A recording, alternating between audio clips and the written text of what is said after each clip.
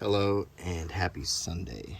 So, you might have heard that my country had an election a few weeks ago, and it made a lot of us start thinking about our uniquely American institutions and how they've changed in the last few years. So, I thought maybe this would be a good time to kind of look at one of the institutions in particular that has raised a lot of questions, and that being Hollywood celebrities.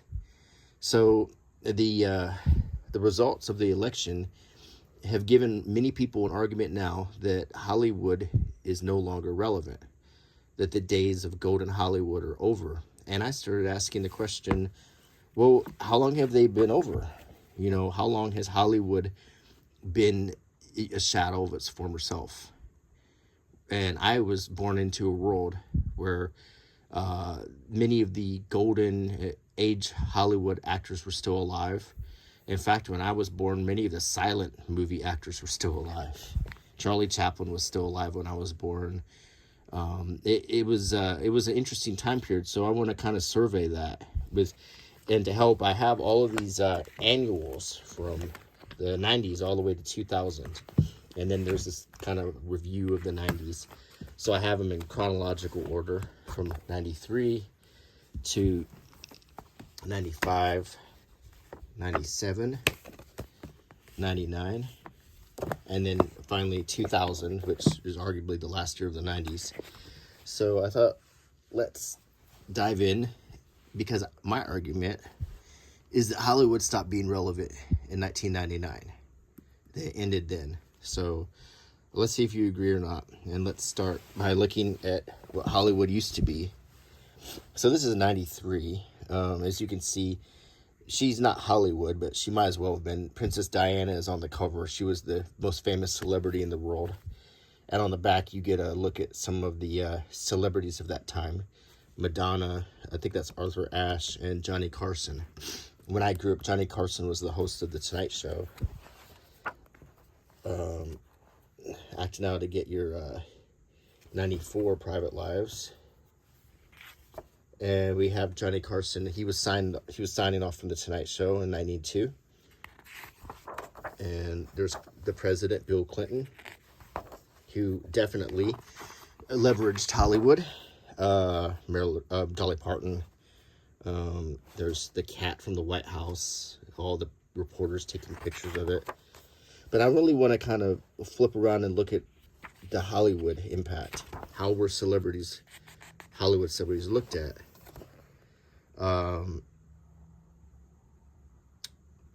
There's Bruce Springsteen. Here's all the talk show hosts of the 90s. There's the late Jerry Springer. There's Oprah Winfrey just in the crowd. She hadn't yet become the biggest celebrity because that was this guy, Phil Donahue, who also just recently passed. There's Phil Hartman, Geraldo Rivera, there's Montel Williams,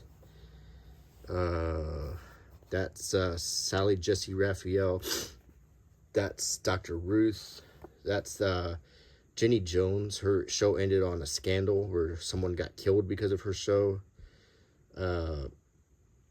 Faith Daniels, that is Maury Povich. So these were all of the famous talk show hosts, the famous politicians of the time. That was Bush's failed re-election campaign. Clinton had just taken the White House. There's Bill Clinton, Hillary Clinton, and Chelsea Clinton. He was a Hollywood president, if there ever was one. The man from Hope. I mean, he had a Hollywood-style story. Here he is, like Forrest Gump, shaking hands with John F. Kennedy. He looked like a movie star. I mean, he really did. He was handsome and charismatic, playing saxophone.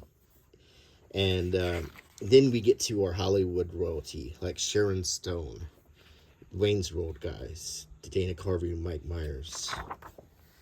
Bruce Springsteen, he was considered the working class, the voice of the working man, if you can believe that. Michelle Pfeiffer, Emma Samms, Fab Five Freddy, Crisscross, Gary Shandling, Tabitha Soren, an MTV VJ, Frances Fisher, Clint Eastwood's girlfriend, Daniel Day-Lewis, at that time was considered a heartthrob. See, Daniel Day-Lewis could open a movie like Last of the Mohicans. Ice-T could open a movie like New Jack City. Shannon Doherty, who just passed away. She was very popular in the 90s.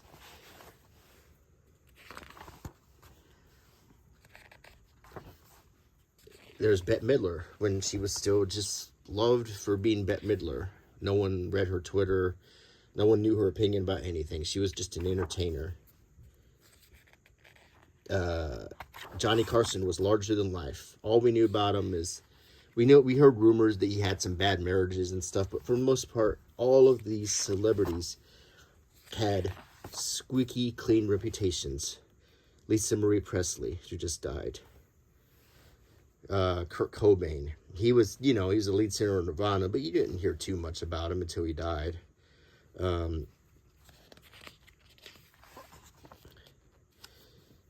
Tia Carrere. There's Sting.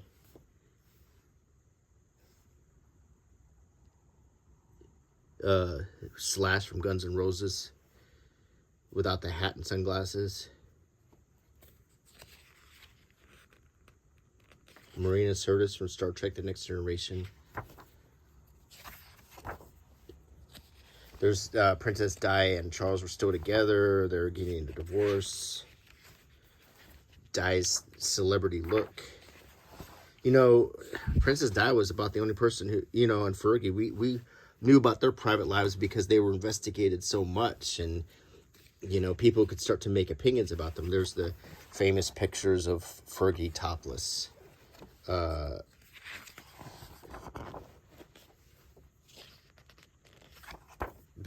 generally speaking, we knew that Magic Johnson was HIV positive.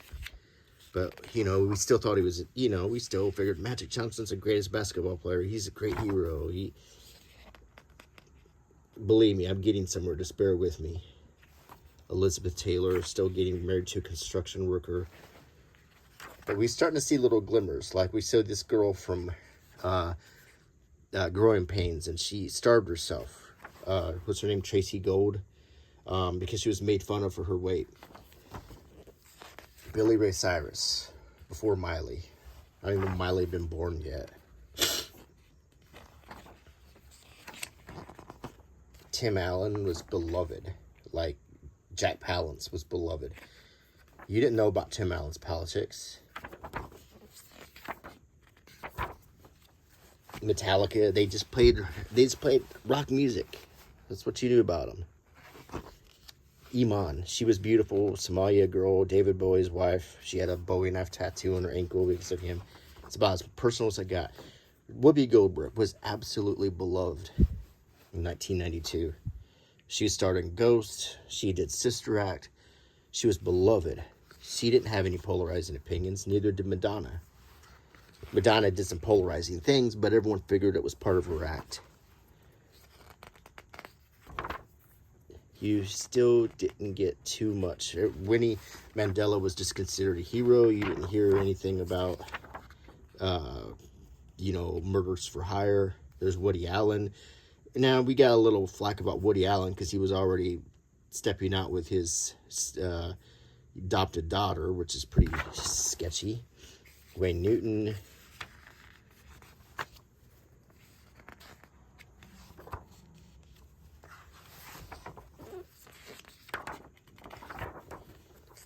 This is a guy who lost his arms in a tractor accident.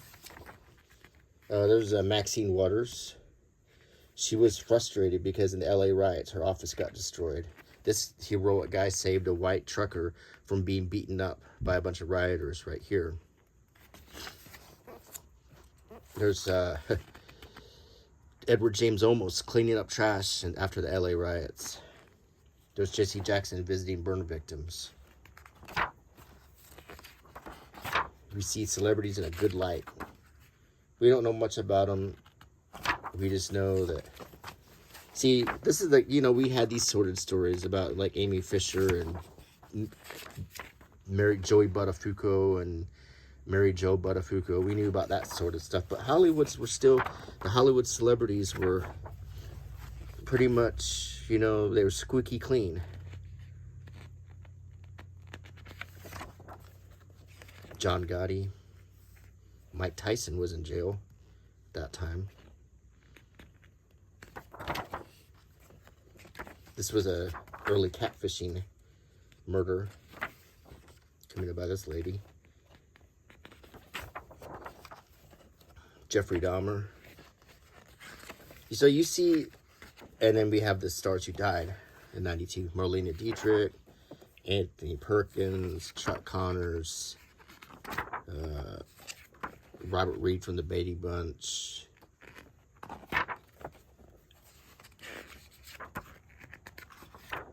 Sam Kinison died. Paul Henreid from Casablanca. Mary Wells from, I think she was the Supremes. Was she in the Supremes?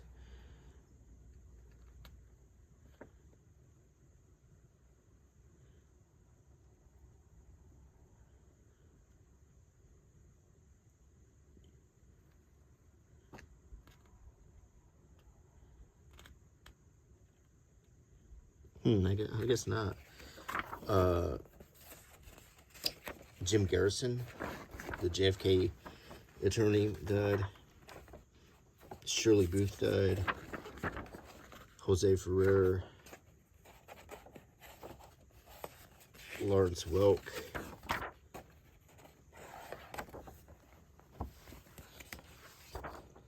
Nancy Walker. Benny Hill died. So, the first thing, in 93 is you can see the people who had the sordid lives weren't really Hollywood people. They were other people. Hollywood people were still untouchable. They were mysterious. You see Bette Midler, Whoopi Goldberg. You see all these people at that time. I can't stress enough how beloved they were. They didn't have Twitter. They didn't get involved with politics. Their image was for everybody. They stayed likable. Now we're 95. Clinton is still president.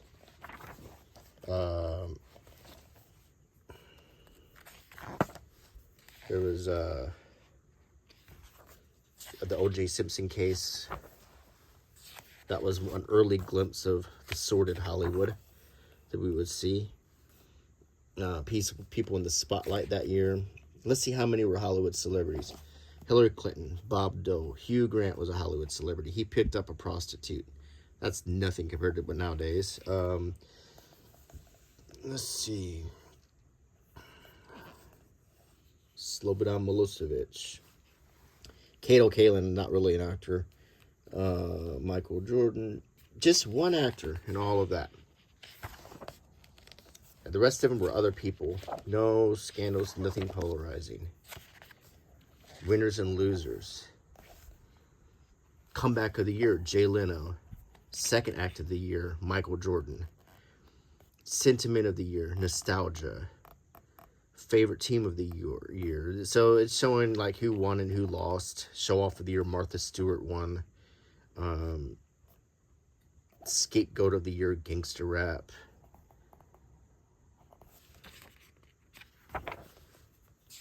Newt Gingrich. This is the last time that Republicans, they had kind of a sweep, but it was just in Congress. They took control of Congress. Clinton was still president, though. Nothing compared to now. So he was a very famous conservative at that time. Kind of the leader of the conservative movement. This is before the Monica Lewinsky scandal. That was around 97 when that happened. Bob Dole running for president. He lost. This is the Oklahoma building explosion. Get a sip of coffee.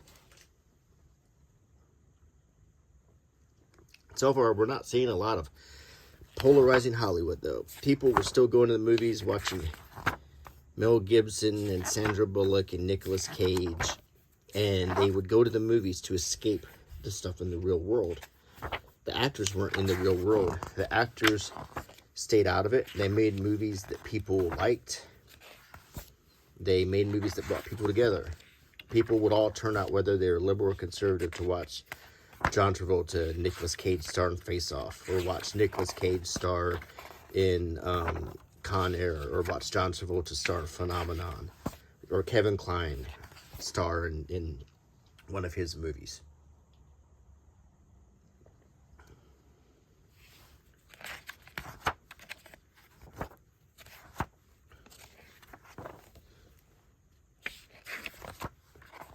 So let's get to the movie section here.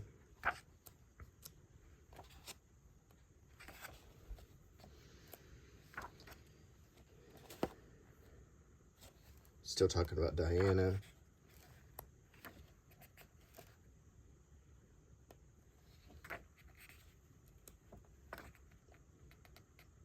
The best of 1995.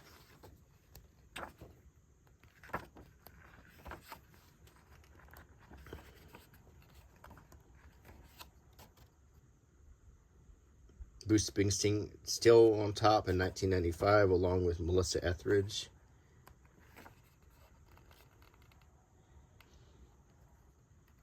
Oh, here we go. This is what I want to talk about. Here's the stars today. Generation Excellent.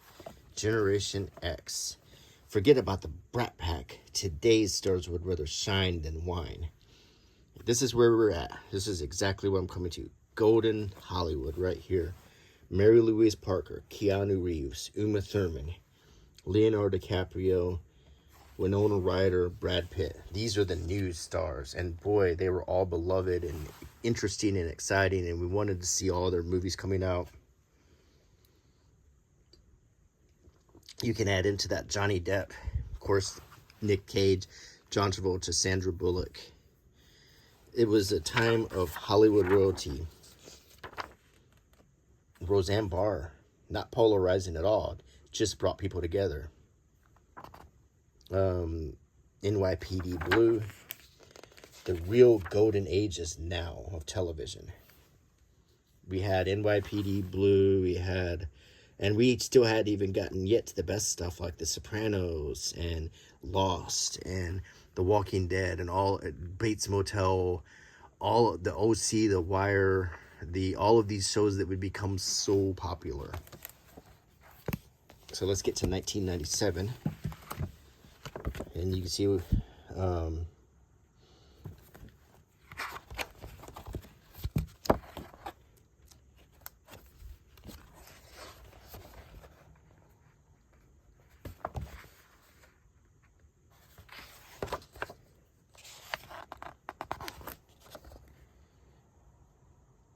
this is, I think that's JFK Jr. Yeah, I think.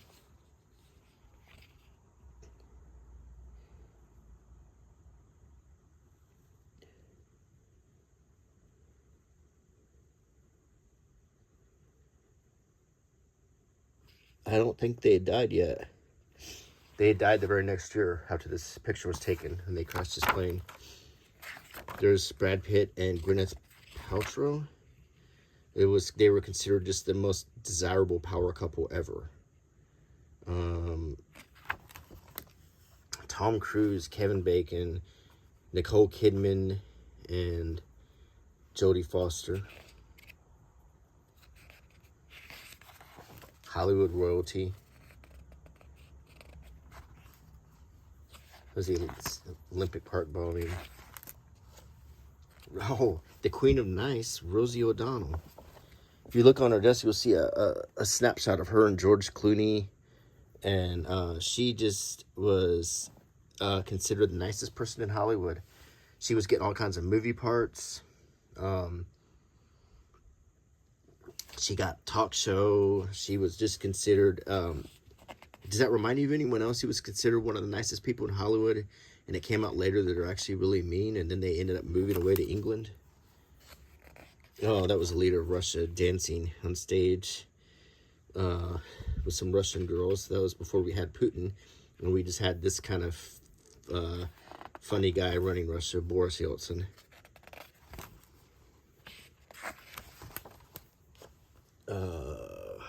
Phil Donahue again. Obviously, you know, everyone loved Phil Donahue at that time. Bill Clinton is still president. Was this his 50th birthday party? Yeah, he turned 50. There's Bob Dole.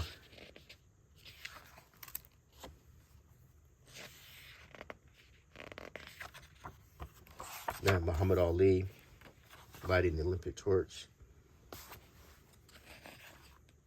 The poor guy who got ruined over the Olympic Park bomb. There's Ted Kaczynski. The Flight 800. There's we had a little bit of seedy stuff here.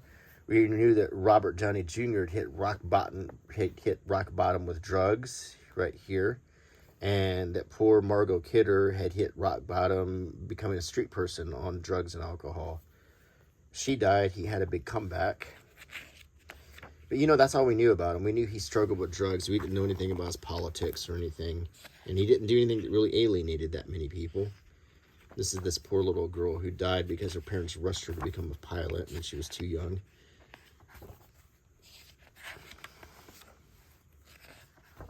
There's the guy who, they made a movie about Everest and he got his face messed up. That movie Everest is about that. Kathy Lee Gifford, when they found out she owned sweatshops. There's O.J. Simpson. Dennis Rodman was considered kooky and wacky because he dressed like a woman. There's Christopher Reeve. He got paralyzed this year, and here he is being, you know, talked to by the beautiful Susan Sarandon, flanked by Robin Williams and his wife. She also passed away, Dana Reeve. The Macarena dance. Oh, Mel Gibson, King of the World. He was possibly the most loved man in Hollywood. A man of many talents, an actor, a director, and a bona fide movie star. No scandal. Two high-vote Gen Xers see the spotlight. Here's the two hottest new things in Hollywood. This one is Jenny McCarthy, and this one is Matthew McConaughey. Tiger Woods doesn't get much better than that. You're not going to find anyone more wholesome. And, oh, here's that famous picture of Rosie O'Donnell with George Clooney and Susan Lucci. Oh my gosh, what a great time. Does that remind you of another famous photo that was taken with another super duper nice talk show host at an award ceremony with other actors flanking them? Michael J. Fox. I love Michael J. Fox. I mean, don't say nothing bad about Michael J. Fox. I don't want to hear it. I really don't. Leanne Rimes, Alanis Morissette, sultry, sexy Alanis Morissette, dynamite dignity, Denzel Washington. Yeah, the Scott Adams, the Dilbert guy, no scandal there. Oh, here's a wacky movie with Bette Midler, Goldie Hawn, and Diane Keaton. Some other non-polarizing people.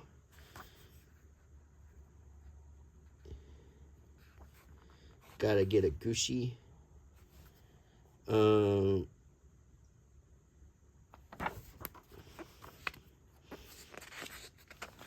Some of the famous celebrities at this time: Faith Ford, Sandra Bernhard, Iman again, Morgan Fairchild, Paula Abdul, Lauren Hutton, Julie Brown, the downtown one, the beautiful Jamie Lee Curtis, non-polarizing, wearing her snakeskin outfit, Susan Sarandon, non-polarizing,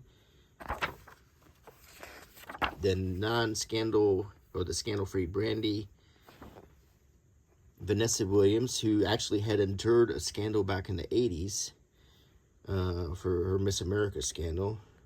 Steven Seagal. Wow. Molly Ringwald. Tim Robbins. Brooke Shields.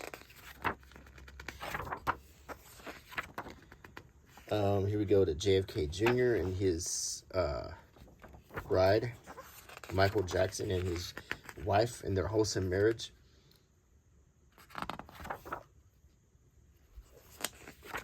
And, you know, I'm not trying to be funny when I'm saying all this stuff. I'm telling you, this is what we thought. Pretend it's 1997 and we're talking about all this. This is what we thought. They were fine, scandal-free. There's just Prince. He's a little weird, but he's still a great singer. You know, there's Clint Eastwood with one of his wives. There's Jimmy Carter's daughter. There's Paula Abdul and her wedding dress. There's Jim Carrey with his wife forever, Lauren Holly. Whoopi Goldberg and her actor boyfriend, Frank Langella. Sybil Shepherd. Sharon Stone. Anthony Hopkins. There's Madonna jogging when she's pregnant with her baby bump. There's the beautiful Pamela Anderson.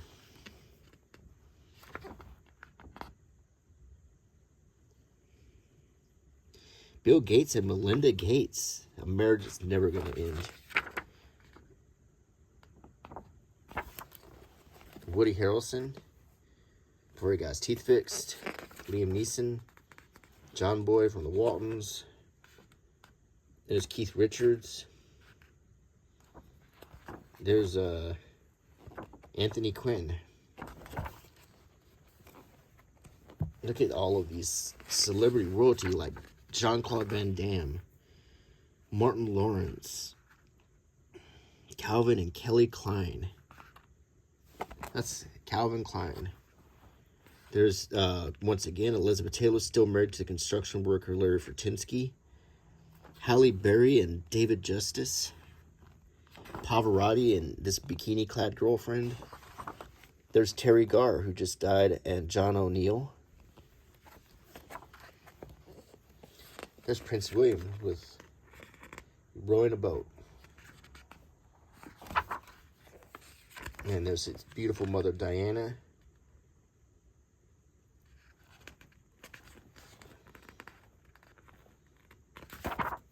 George Burns had passed away that year. See, I told you, I was around during a lot of golden ages. Margot Hemingway.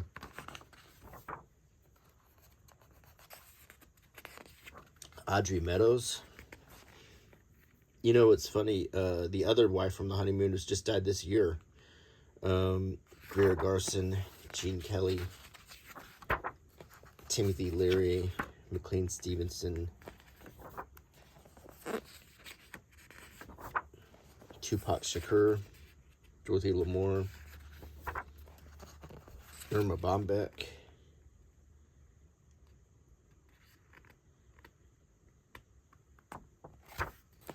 Claudette Colbert from It Happened One Night. Wow.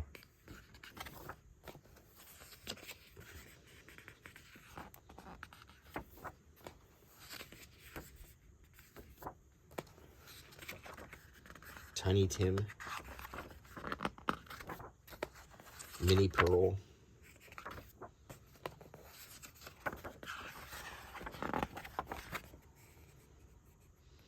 Maury Amsterdam from Dick Van Dyke, Minnesota Fats, Melvin Belli,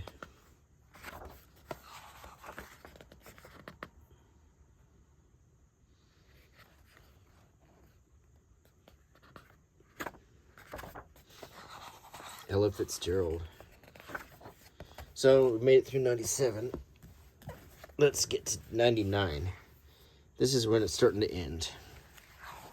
This is before the superhero movies and the CGI and before the Oscars that were all about their peers instead of what people wanted, and lecturing and preaching to people instead of entertaining them.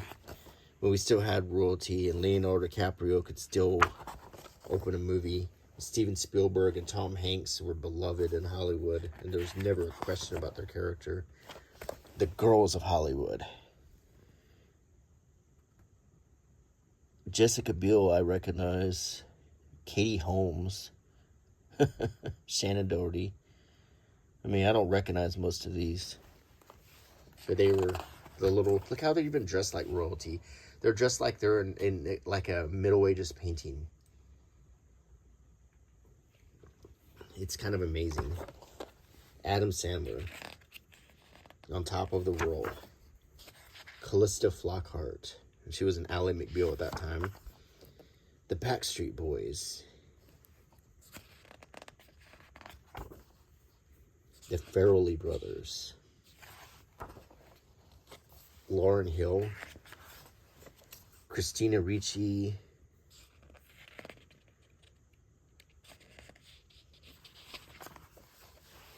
Shania Twain. Natalie Imbruglia. There's Saving Private Ryan's troops. They were all Giovanni Ribisi, you know, they were all considered little young heartthrobs. There's Vin Diesel.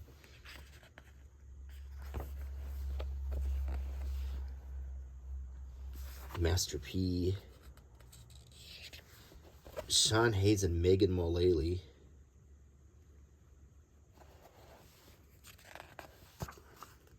The Dixie Chicks.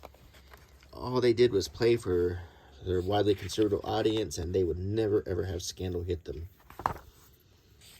Catherine Zeta-Jones. Cameron Diaz. Never ever ever went to a P. Diddy party. Edward Norton, easy to work with in every movie. Heather Graham, aging like fine wine. The Beastie Boys, they were not 3 old men. Susan Sarandon and Julia Roberts, oh gosh. Doesn't get much more beautiful and wholesome than that. Conan O'Brien. Meg Ryan. America's Sweetheart Till the End. Busta Rhymes. Jennifer Lopez, this is Fanny Girl. There's never going to be any scandal because she never had anything to do with P. Diddy. Jim Carrey. Vince Vaughn. Sean Lennon, you know,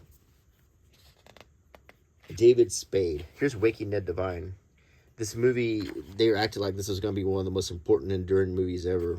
Most people don't even know what it is now. Don Knotts. Still kind of a golden ager there. Natasha Richardson. Sadly, she passed away. Matt Damon. Oprah Winfrey suing the beef industry or being sued by the beef industry. Robert De Niro being angry in the back of a taxi cab. Andy Dick at the... Nick Broomfield was talking about censorship because they cut his Kurt Cobain movie, William Hurt. Oh, Leave It to the Divas. Gloria Estefan, Mariah Carey, Aretha Franklin, Carole King, Celine Dion, and Shania Twain. James Cameron on Top of the World.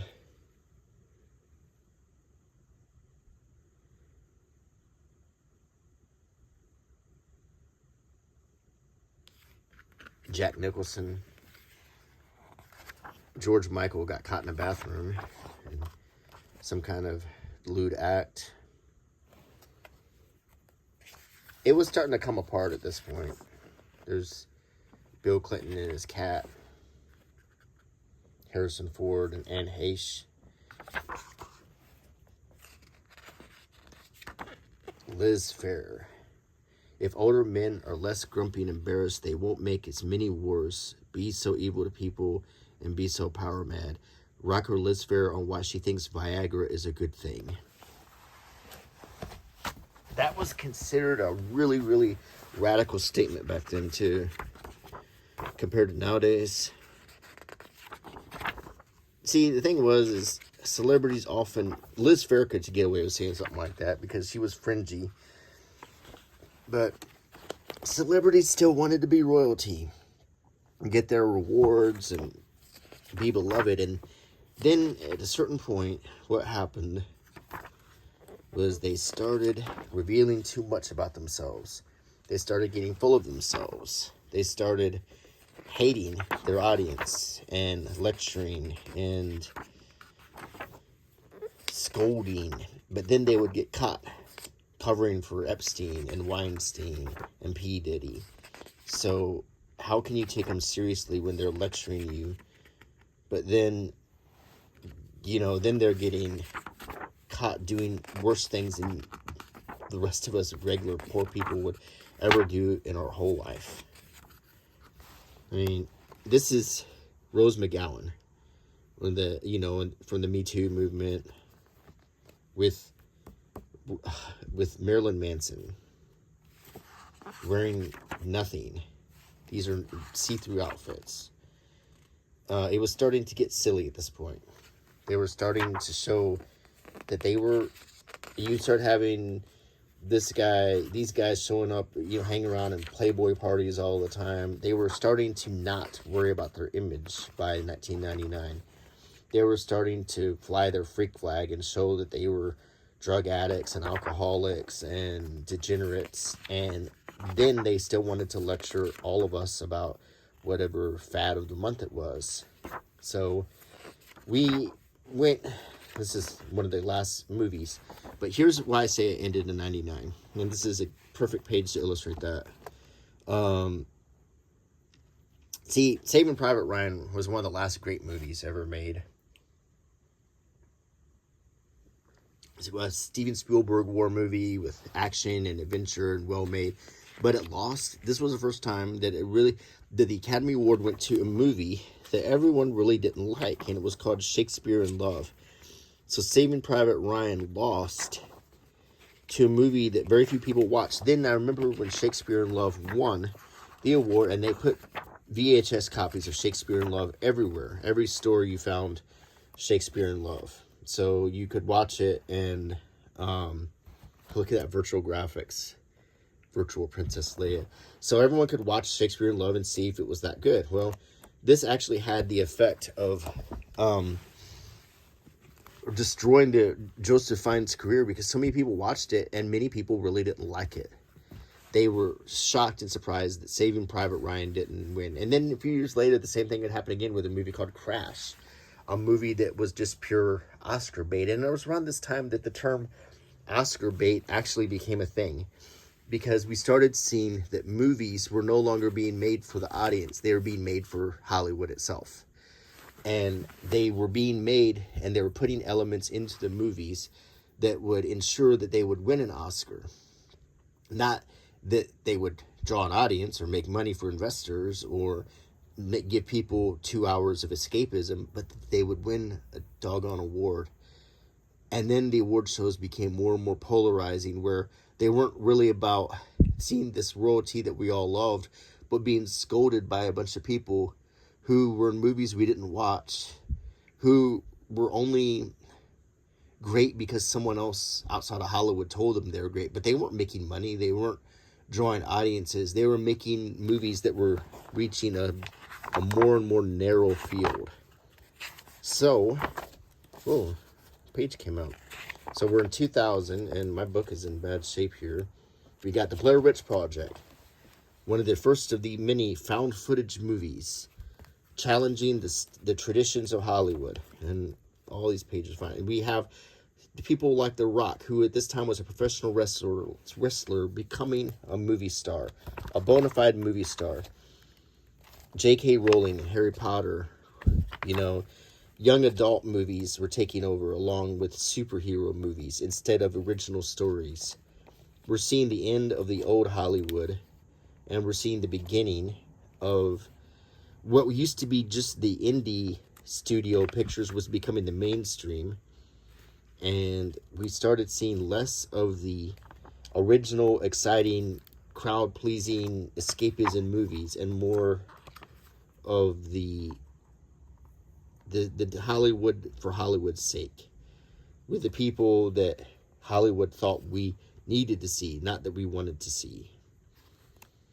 And so what happened is this started creating a disconnect from people in Hollywood. They weren't giving us what we wanted anymore. In fact, they were mocking us for saying what we did want. We were saying we want a certain movie done a certain way. Like, for instance, we'd say, if you're going to make a new Star Wars movie, we really want to see, you know, if you can get Harrison Ford, Mark Hamill, and Carrie Fisher and Billy Dee back together, we'd like to see them with Chewbacca and the droids all in the cockpit of the Millennium Falcon just for 1 minute. We just want that one scene. And they didn't do it. And now it's too late. It can never be done.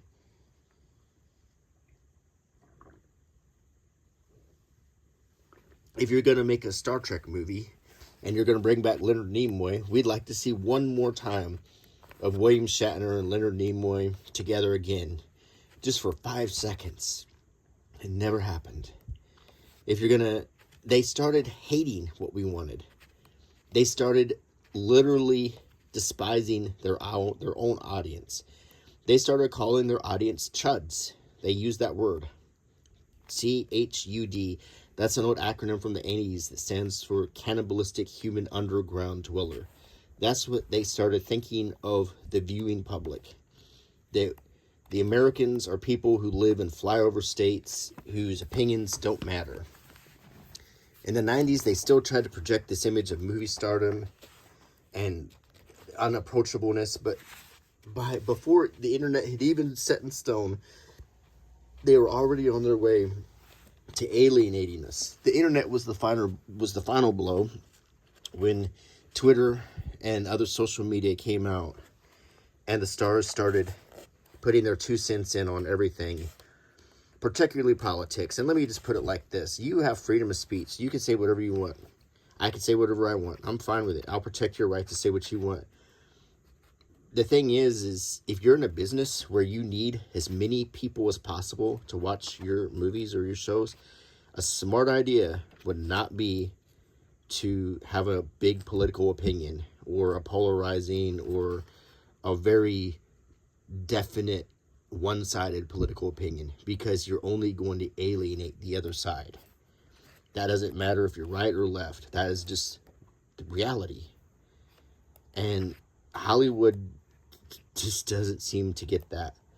They don't understand it. So finally, we get to the election we had a few weeks ago. And on the right side, who turned out for the Republican candidate? Joe Rogan, Hulk Hogan, Mel Gibson, some other people who've either been canceled or not considered A-list Hollywood. But on the other side, the Democratic side, you've had everyone from Tom Hanks, Harrison Ford, all the talk show hosts, Meryl Streep, Jennifer Lopez, Taylor Swift. Everyone in Hollywood and the music industry came out, and it didn't change anything.